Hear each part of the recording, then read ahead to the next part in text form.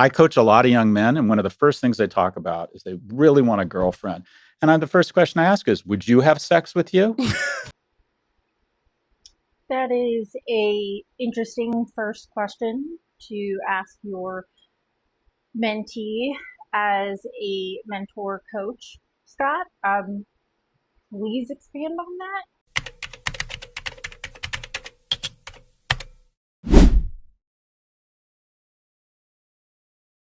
So I do want to address there will be various clips from different days of me in different outfits, hairstyles, and whatnot.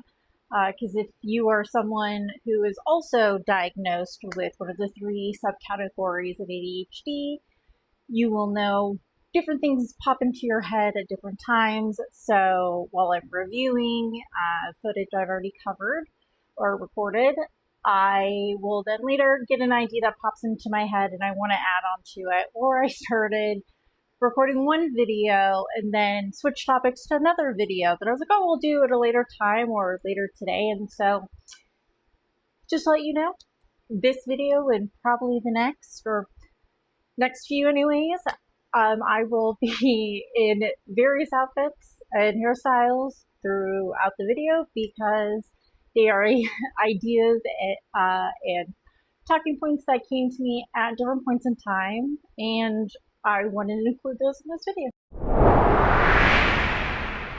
video. Do you have a plan? You don't need to be a baller. You don't need to be rich, but do you have a plan? Are you going to vocational school? Are you thinking about driving an Uber and saving up so you can get a second car to have a second Uber? Do you shower? Do you have good grooming? Are you funny? Are you willing to endure rejection? Are you willing to try really hard? Would you have sex with you? Okay. That makes much more sense.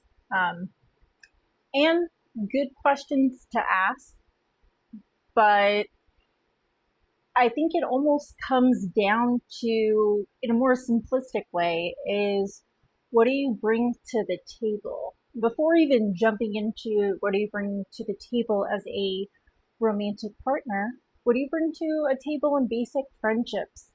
And, as a neighbor or people you interact with on a regular basis, whether it be at work or at school or places you frequent that you are well known at.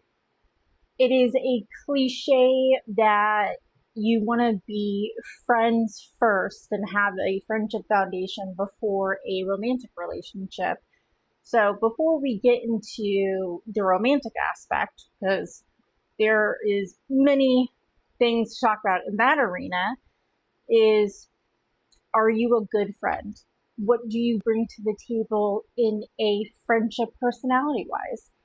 And jotting that down. One, it will give you a tangible thing to look at that I am kind, I am funny, I am a good cook and I like to cook for my friends. I am someone that people can call if there is an emergency, whether it be they have a flat tire on the side of the road and need help getting the tire changed, or are you someone that if your friend is sick and they have to cancel plans, would you bring them soup?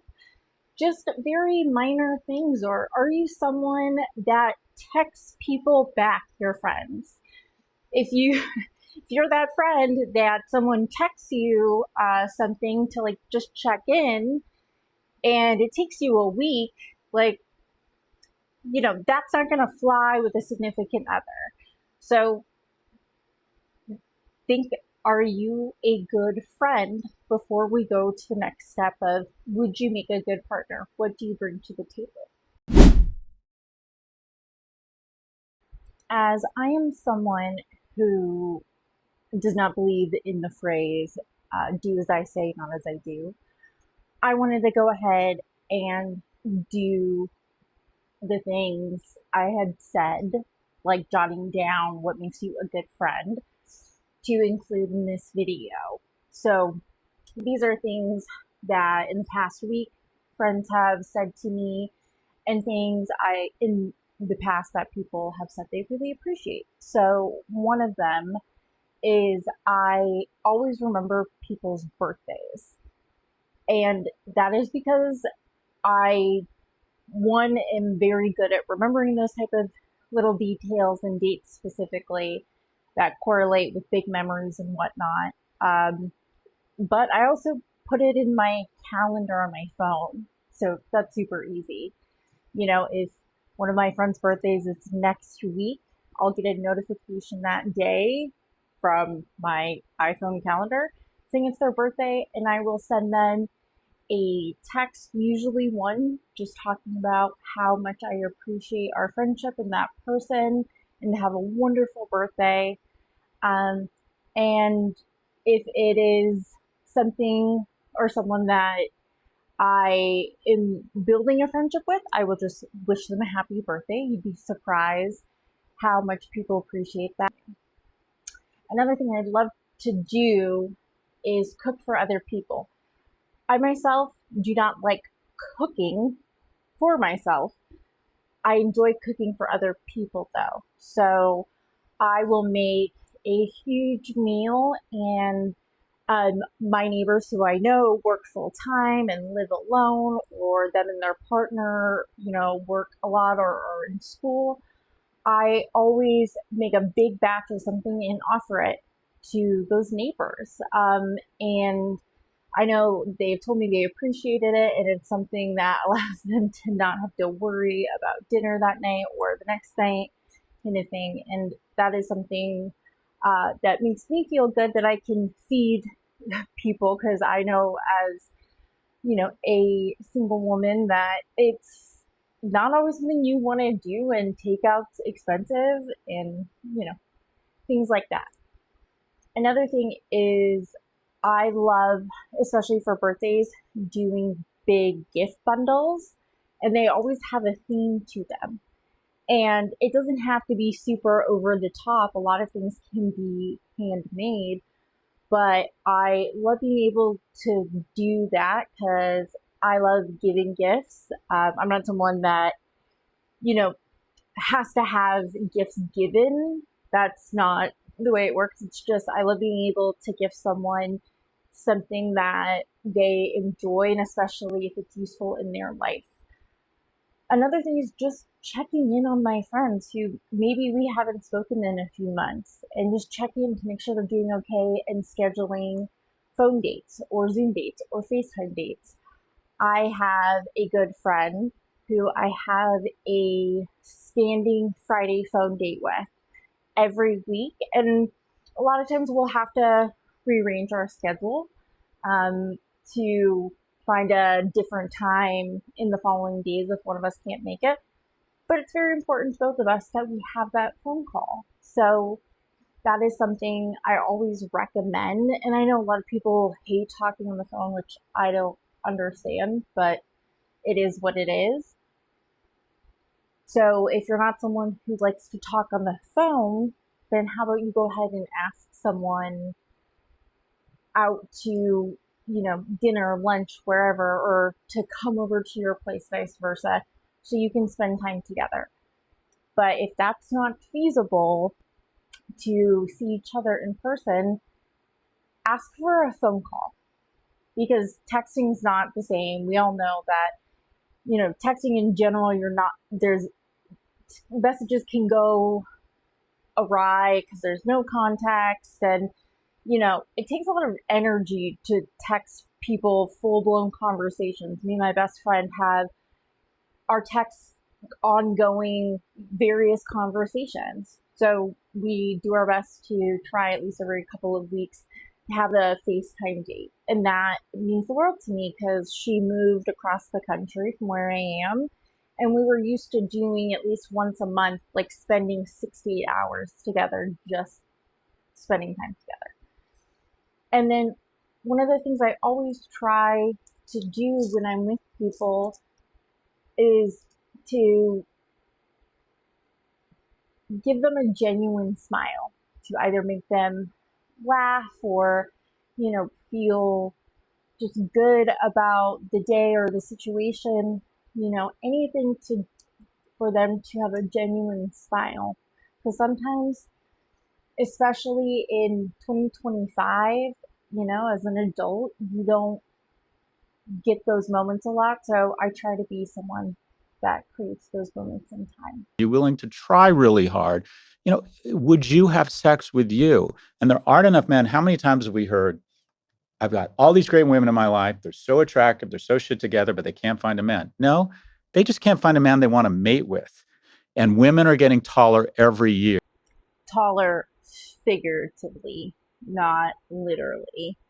And this is in reference to a term that Chris Williamson of the Black Pill community coined, the high heels effect. I will insert what that means right here. The high heels effect. Women have become better educated and they're making more money. More single women in the U.S. own houses than single men. They're getting taller every year. 50% of women say they won't date a guy shorter than them. It's probably more like 80%. Now, metaphorically, women are getting taller every year and men are getting shorter. It just means that the quote unquote pool of viable mates for women is going down every year. If you were unaware of what the high heels effect was, now you do. And if you already knew, you're welcome for the refresher. Women are getting taller every year. They're becoming more economically viable. It's leading to a lot more divorce because, quite frankly, men are not ascending in terms of picking up some of the slack logistically. So it's like, okay, you're no longer a provider. And by the way, it's not like you're really picking up the slack at home. Right. So women are saying, you're out. Yeah. So for a lot of reasons, I think we have to figure out a way to have honest conversations with men around, okay, this is what women are attracted to. Signaling resources. That's the hard truth. You need an economic plan. 2, intellect. Are you interesting? Are you funny? Do you have interest in current events? And then the third thing, the secret weapon for men in mating that we don't talk a lot about is kindness. Women actually want someone who's going to be kind because it means you're more likely to be good to her parents and good to your kids. The 3 necessities that you have to have as a man to attract a woman for a romantic partnership, according to Scott Galloway, are signaling resources, intellect/personality, and kindness. For number 1, signaling resources, I want it to be noted that it is resources. It is not signaling financial wealth or financial status. When we think of resources, usually that does entail some form of money component, but that is not necessarily the case when it comes to dating in 2025, especially with majority of women in the workforce. So I wanted that to be noted. We can go with the most obvious meaning of, do you own your own home? Do you go out to expensive dinners? Or do you take a bunch of vacations? Is that all over your Instagram? Do you have a nice car? Which the nice car, honestly, I would have actually not include on that list as a obvious way to signal resources. Because I have met quite a few men in my life, from either at work or places I've lived where they have a very nice car, but they don't have anything else that most men who have that type of car would have, like extra disposable income. That car is the only status symbol they have. So if we want to go with the things that you usually associate with someone who has a lot of money as signaling resources, you can go that route and feel disappointed in yourself a lot of the time, because that's just not realistic for a lot, if not most people.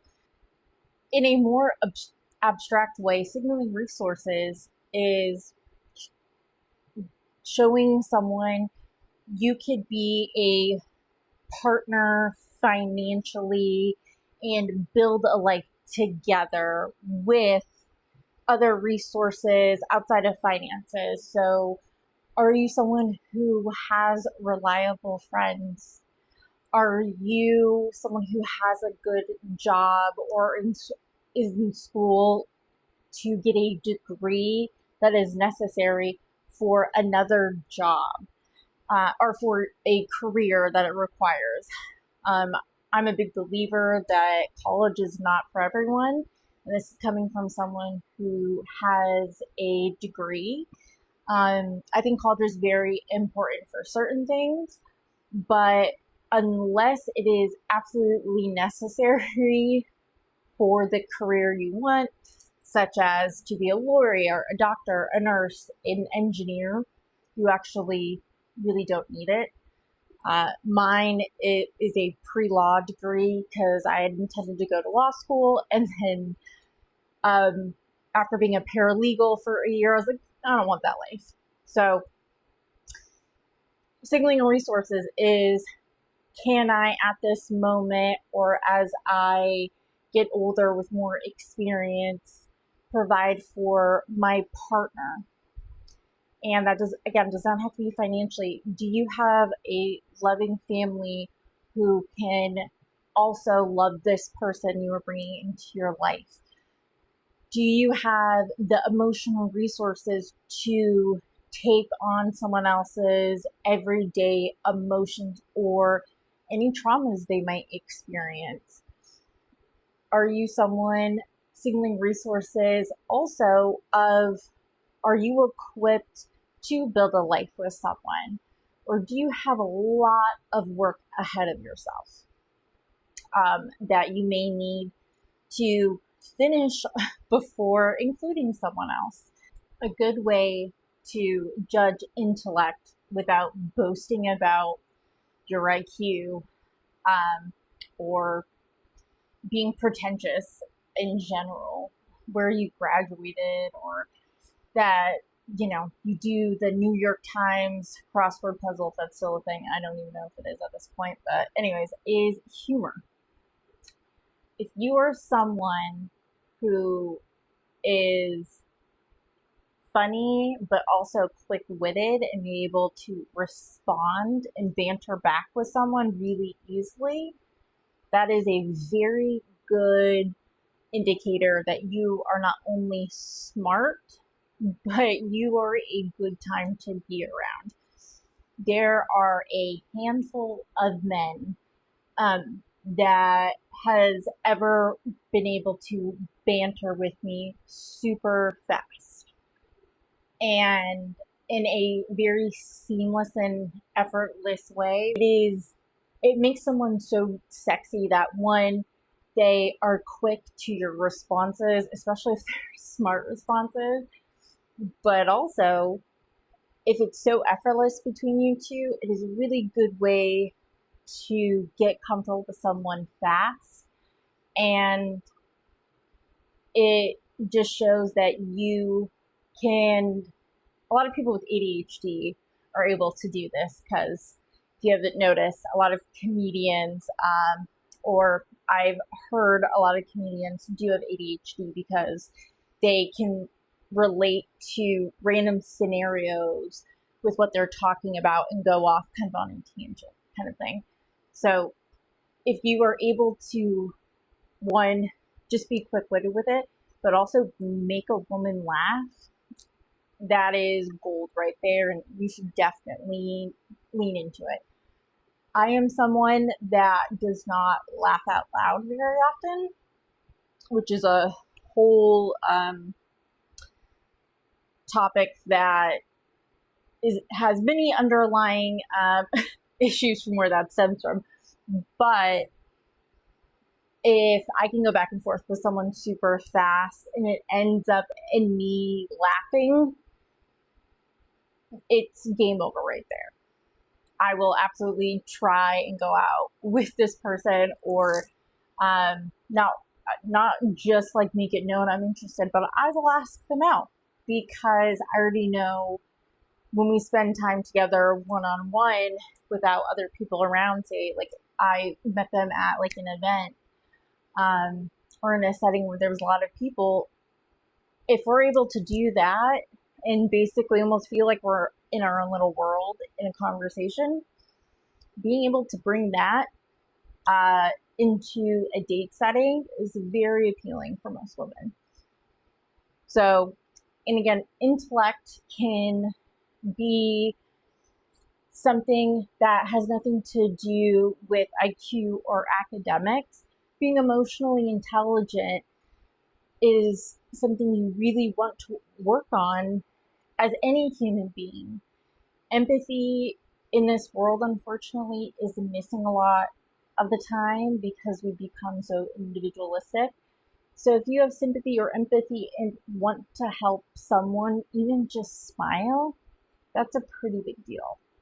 So basics to show kindness in even a simple setting or a quick interaction is, for example, if you see someone struggling to carry something, I myself have a bad back, so I do have to ask people for help, usually like my neighbors or something, to carry larger, more heavier items. If you are someone that a person can go to for something like that, that is that is showing you are a kind person willing to help. Are you a neighbor that someone would feel comfortable knocking on their door if something happens? Will you let someone cut you in line at the grocery store because they only have 3 items and you have 40 and you can tell they're in a bit of a rush? Are you someone that says please and thank you? That is so basic. Do you say bless you when someone sneezes? That to me is just a habit. If I am somewhere where there's a lot of people and I hear someone sneeze behind me, I don't even look back and like take note of who it is. I just say bless you loud enough for them to hear. Are you someone who doesn't mind doing simple favors for someone?